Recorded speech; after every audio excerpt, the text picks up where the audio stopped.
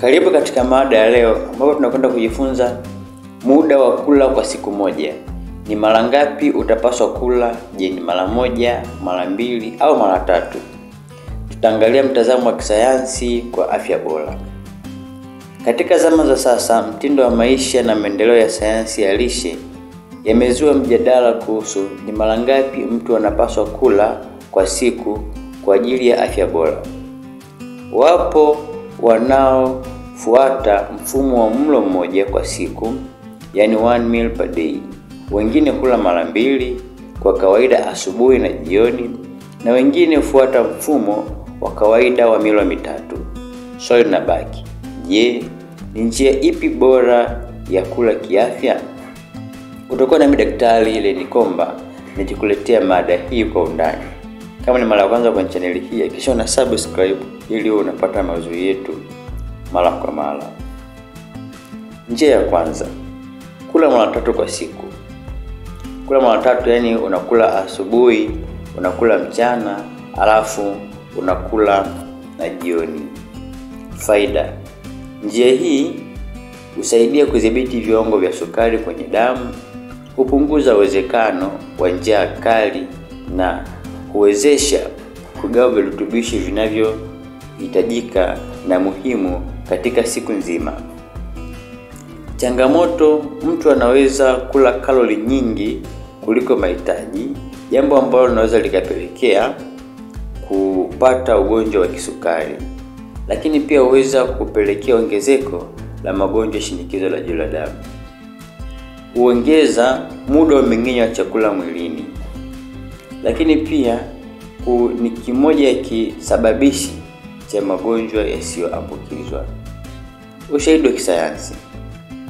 Utafiti uliochapishwa katika The American Journal of Clinical Nutrition mwaka 2025 uligundua kuwa watu waliokula mara tatu kwa siku walidhibiti vyema viwango vya glucose na insulini kuliko waliokula mara 6 bila mabadiliko ya jumla ya kalori.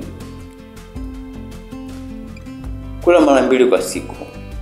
Kula mara mbili kwa siku yani unaweza ukala jioni na asubuhi au ukala mchana na jioni, imradi tu umekula mara mbili. Faida ya kula mara mbili. Kula mara mbili husaidia kupunguza muda wa kula.